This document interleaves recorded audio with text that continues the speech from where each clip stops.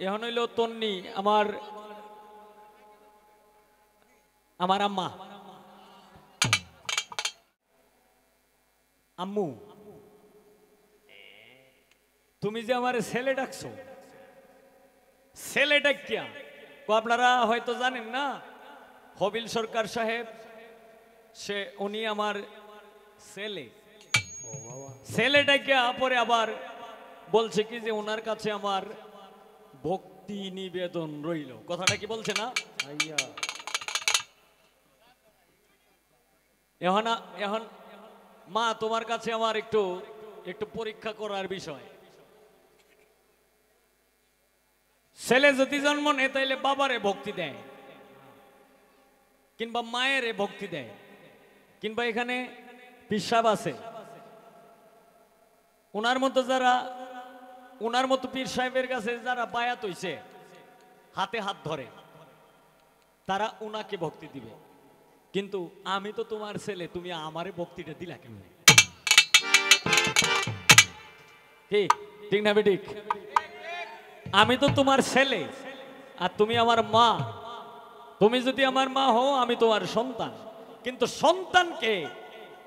এত কষ্ট করে 10 মাস 10 দিন উদরে রাইখা কত কষ্ট যন্ত্রণা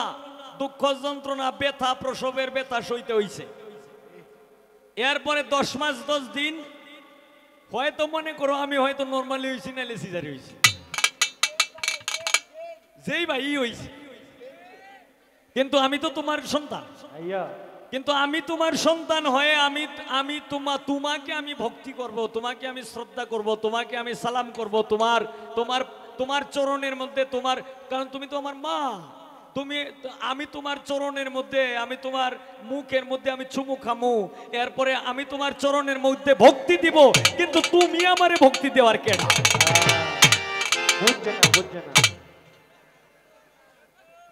এটা হইল প্রথম ফার্স্ট পায়ার এইটাই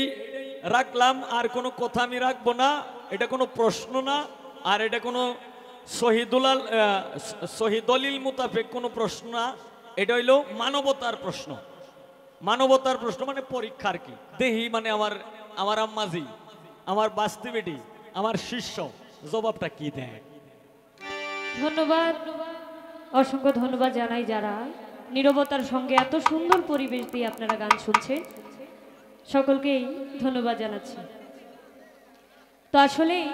আমি পালাটা আগে কিন্তু শুরু করি নাই প্রথমে যে গানটি রেখেছিলাম একটি বন্দনা গান এবং আবার নবীজিকে স্মরণ রেখে একটি নাথ রেখেছিলাম তো কিছু কথা এবং গান শুনতে পেয়েছি সেই পালা থেকে অলরেডি পালা শুরু হয়ে গেছে আমি যখন প্রথম দাঁড়িয়েছিলাম তখন আমি পালা শুরু করি নাই আমি ভক্তি দিয়েছিলাম কারণ একটি কথাও বলেছিলাম যে আমি ওনার মা আর আজকে হবিল সরকার আমার ছেলে তখন কিন্তু আমি পালা শুরু করি নাই আপনারা একটা কথা জানেন তো এক ছেলে পড়ালেখা করে যখন ব্যারিস্টার বা উকিল জজ হয় অনেক সময় তার বাবা মাই শিক্ষিত থাকে না কিন্তু কিছু কিছু জায়গায় গিয়ে সেই সন্তানকে কিন্তু বাবা মাকেও স্যার ডাকতে হয় এটাকে জানেন তো আমি প্রথমেই দাঁড়িয়ে ভক্তি জানিয়েছি সেই পালা থেকে নয় কিন্তু জানিয়েছিলাম যে উনি আমার ছেলে আমি মা এখানে একটি পয়েন্ট রেখেছেন তো আমি পালা এখন থেকে শুরু করব যেহেতু পালা শুরু হয়ে গেছে তো আসলে মা ছেলের যে ব্যাপার সেটা আমাদের বাড়িতেই থাকে এই মঞ্চে আনার দরকার নাই কারণ মঞ্চে মা ছেলে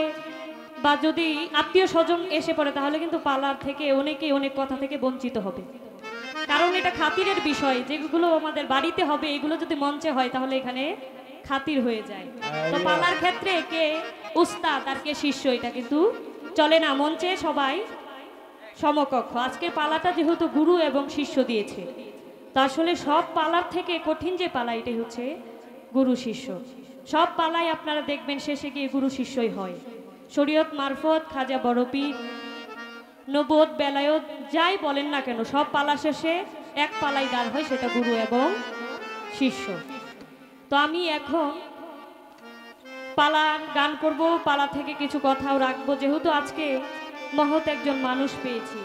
গুণী একজন মানুষ পেয়েছি। আসলে ওনার সামনে দাঁড়ানোর যোগ্যতাই তো আমার নাই। এরপরেও আমাকে এই কমিটির পক্ষ থেকে দাঁড় করানো হয়েছে এবং পালা দেওয়া হয়েছে। আমি চেষ্টা করব সেই পালা অনুযায়ী গান এবং কথা রাখার জন্য। আসলে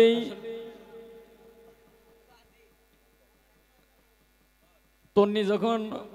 মানে তার গান যখন আমি প্রথম দিন আমি শুনলাম, তখন কিন্তু মানে উপস্থাপনাটা ঠিক মতো মানে করতে পারছে না। তবে এখন আল্লাহর রহমতে এই হয়তো আমার সাথে আরো দুই এক জায়গায় গান হয়েছে, কিন্তু আমি যখন মানিক ভাইকে জিগাইলাম যে ভাই মানিক ভাই যখন বললো যে 7 তারিখ একটা গান গাইয়ে দিতেই, তখন আমি বললাম যে শিল্পীকে আমার সাথে, কয় তন্নি থাকবো। জিগাইলাম যে কোন তন্নি? কয় যে মাস্টার বাড়ির তন্নি। তখন আমি বলছি যে হ্যাঁ ঠিক আছে, ও এমনি ভালো আছে। তবে আগে যদিও হয়তো দু এক জায়গায় গান হয়েছে, কিন্তু এতটা ছিল না। আজকে যেভাবে মানে আমার সঙ্গে যেভাবে কথাবার্তা বলতেছে, হ্যাঁ যেভাবে গান গাইতেছে, সবচাইতে মানে গানগুলা মানে তার জায়গা মতো আছে। আর যেভাবে মানে যে মানুষটাই উপস্থাপনাটা করতে পারছে না, এই মানুষটাই যে আমার সঙ্গে সঙ্গে মানে যেভাবেই হোক, দলিল বলুক আর যুক্তি বলুক আর উক্তি বলুক, ঠিক আছে, এইভাবে যে মিলে মানে তার জ্ঞান অনুসারে তার বয়স অনুযায়ী সে যে কথাবার্তা বলতেছে, গাওয়াটা বড় বিষয় না, তবে তার সাহসটা দেখে আমি ধন্য দিলাম। অনেক অনেক ধন্যবাদ। তো বিষয়টা হলো কর্ম। আমি যা তারে পরীক্ষা করেছিলাম, তার জ্ঞান অনুসারে, তার যুক্তি অনুসারে, তার সাধ্য অনুসারে সে অনেক ভালো জবাব করছে। মানে এই বয়সের মানুষ তো এখন মনে করেন যে আমাদের নেত্রকোনা ময়মনসিংহের শিল্পী কিন্তু হাজার হাজার শিল্পী আছে, কিন্তু শিল্পী একটাও নাই। আমাদের নেত্রকোনা ময়মনসিংহে হাজার হাজার তার মতো মেয়ের শিল্পী আছে, কিন্তু শিল্পী একটাও নাই। ইউটিউবাররা আপনারা যারা আছেন তারা একটু রেকর্ড করে রাখেন যে হবিল সরকার এই কথাটা কইছে, পরে আমার নামে এরা মামলা করুক। এইসব কথা বলতে যাই আমি ডরাই না। কারণ কেন নাই, দেখেন গান গাওয়ার আগে হিরাবার একটা ছায়া লয়ে যায়, হয়তো বাপ, নাইলে জার্জির মা, নাইলে জার্জির ভাই, আর নাইলে বোন লয়ে যায়, মানে যে কোনো একটা ছায়ার তলে রাখে। কিন্তু সে যে কি করতেছে, সে কি গান গাইতেছে না কি করে, এইগুলি কিন্তু গার্জিয়ানরা কিন্তু এইগুলি দেখে না বিধায়